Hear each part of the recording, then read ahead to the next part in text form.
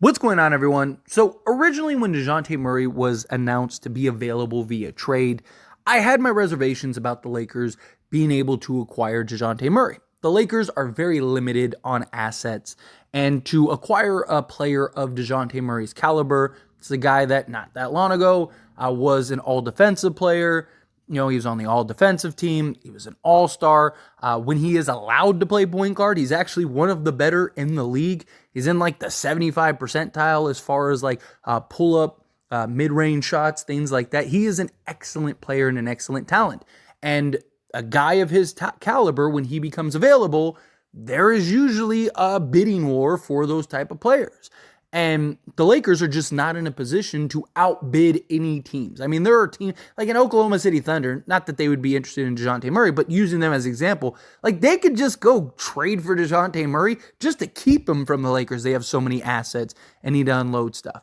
But when Dejounte Murray originally became available, you saw several teams. So when I was first asked, hey, what do you think about Dejounte Murray? I was like, he would be great. However, I just don't necessarily see it, right? Have teams like the New York Knicks that could easily go and acquire Dejounte Murray and still have assets to acquire other pieces. The Sixers were a team that was mentioned as a potential suitor. The San Antonio Spurs, right? You just see all of these teams, the Brooklyn Nets, right? All of these teams that were interested in potentially trading for Dejounte Murray. The Golden State Warriors were another team. And my concern was just like all of these teams have just far more assets than the Lakers have. But one of the big things and one of the reasons why now it's becoming more and more likely, and you're starting to see all these other teams drop out of the Dejounte Murray race, is several reasons, right? One, how many of these teams actually need a point guard?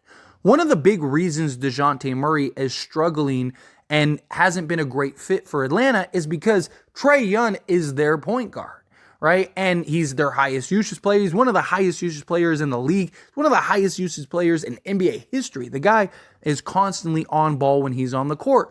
Dejounte Murray, he is a point guard.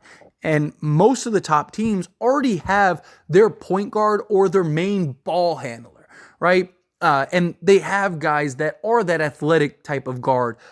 Very few teams really need somebody like a Dejounte Murray. And the teams that I did think kind of made sense for him, most of them have already made moves and done things. Like another team that I thought really could have used Dejounte Murray was the Miami Heat. Well, they went and got Terry Rozier, right?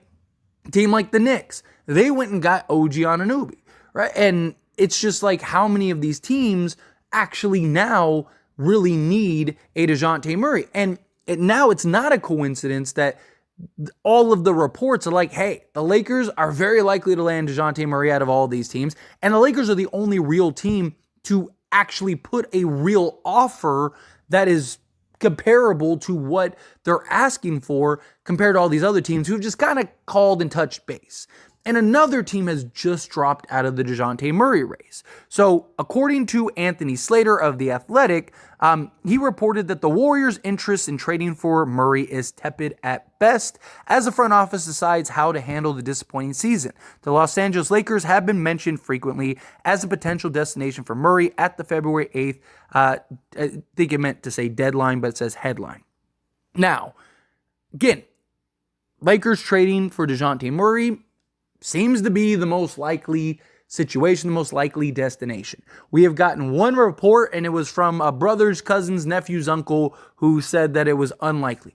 We continuously seem to get these reports of like, hey, Dejounte Murray to the Lakers is probably what's going to happen because they're the only team that's actually interested in trading for Dejounte Murray.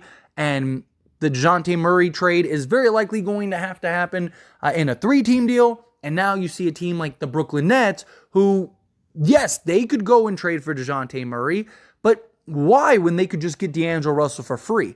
And they're interested in D'Angelo Russell. They have emerged as a team that could potentially be, and the team that I actually personally, and this is just me, personally think is most likely for me, I believe is most likely to be the 3rd team because it just makes sense. They could use a playmaker. They have an expiring contract in Spencer Dinwiddie that they want to get rid of. They want to move off of Dinwiddie. And it's a perfect kind of match made in heaven.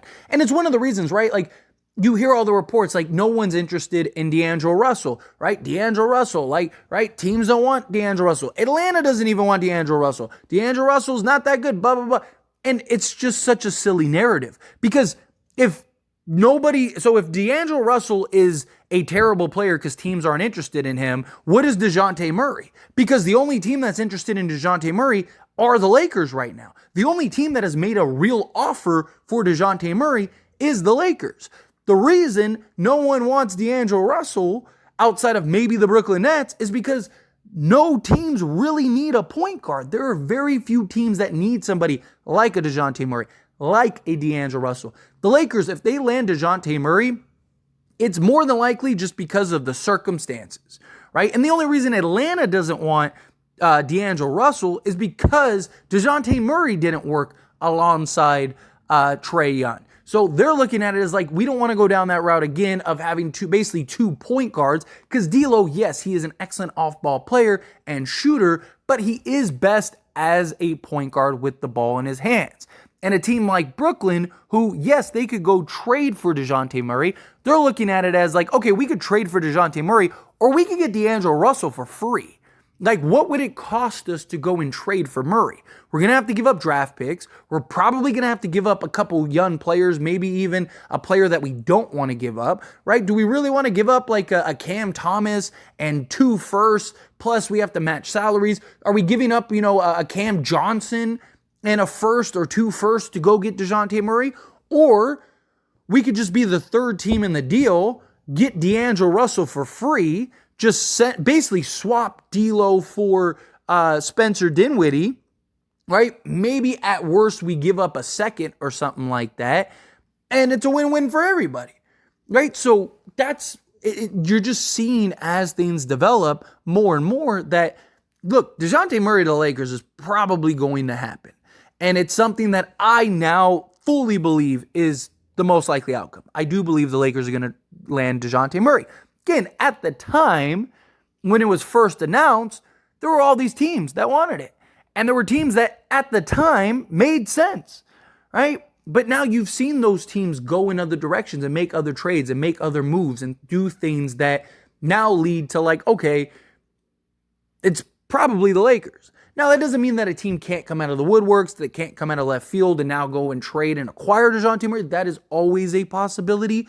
But I just don't know what team that would be at this point. The Sixers, they still haven't made a move, but there have been reports from Sixers people that are like, they're not really super sold on Dejounte Murray, that they like Maxey. They kind of want to keep the ball in his hands and kind of get guys that complement around that rather than like go get a point guard that needs the ball in their hands, right? So to me, it just boils down to Dejounte Murray. Now that we have new and consistent information, things change, right? The Lakers' ability to acquire Dejounte Murray is just that much more higher because there isn't that competition anymore, right? My original concerns were there was going to be competition. Now that there's not, the Lakers don't have to worry about that. Now they're bidding against themselves at some point. Now, that doesn't mean that Atlanta's just going to give Dejounte Murray away. And it's like, well, if no one else wants him, why are you giving up all this stuff? He's still a valuable player. And Atlanta still doesn't have to trade Dejounte Murray. They could keep him. I don't believe that'll happen, right? There is a concern that this is just a John Collins situation all over again. I don't believe that that's the case because Atlanta appears to want to actually make a active move. It's one of the reasons they don't want D'Angelo Russell, because they don't want him to opt into his deal. So moves like this and situations like this seem to be a real effort to try and right the ship. And they are looking at it as, hey, we're never going to get back everything we gave up, but if we could get close to that and clear his salary, which has value in and of itself, then we'll make that move.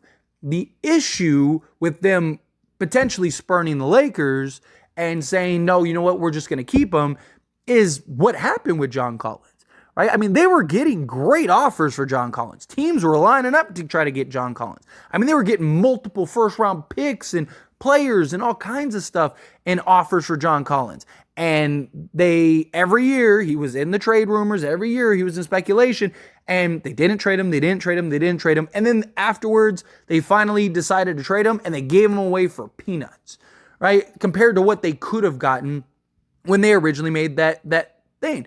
But it's the same thing with Dejounte Murray, right? If they go and they don't take the Lakers offer, and it doesn't even, like, again, let's remove the Lakers from the conversation, right? So that way it doesn't, because I know that there's going to be people, of course you think that. You want them on the Lakers.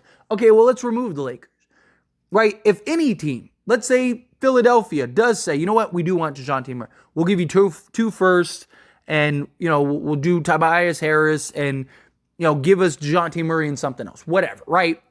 And it would be foolish for them to turn that down, because what's going to happen is Philly ends up going another direction, and let's say the Lakers end up going another direction. Who's going to go trade for Dejounte Murray at that point? Now, there could potentially be a team that, maybe they lose their point guard, or they're in a position where they end up having to trade their point guard or something, right? Something ends up happening. But there's also the possibility that they get put in a position where they're stuck with Dejounte Murray. And now they have to wait 4 years before they can rebuild. And at that point, Trae Young's 29, where right now he's still 25. So I don't see Atlanta. I see Atlanta learning from their mistakes in the John Collins situation, right? And I see them looking at this as like, okay, we have an opportunity to get a realistic, reasonable package. If we don't have to take on D'Lo's long-term money and we can get an expiring contract, we're moving off of Dejounte Murray's long-term money. We're getting some draft picks in the process. Maybe we get a young player and a Jalen Hood-Schifino. Maybe it ends up being like Schifino and Maxwell Lewis or something like that. But point is, like, okay, we get a young player, we clear a bunch of cap space, and we get some draft picks in the deal. We could do worse, and they very well could. So to me, it's just becoming more and more just apparent that, all right, Lakers are going to end up landing Dejounte Murray. But anyway, as always, this is a discussion, so I pass a question on to you. Let me know your thoughts and opinions down in the comments below. Do you agree with me? Do you think, like, yeah, it's becoming clear and blatantly obvious that that's what's going to end up happening? Do you think, no, hey, look, another team's going to come out of the woodworks and something's going to get done? Again, however you feel, whatever your thoughts are, I would love to hear it. So let me know down in the comments below. That being said, if you haven't liked this video, hit that like button. Helps me out a lot. Lets me know you enjoy these types of videos, and I truly appreciate it. If you're not subscribed to the channel, hit that subscribe button. Turn on the bell notifications. Appreciate y'all. See you in the next one.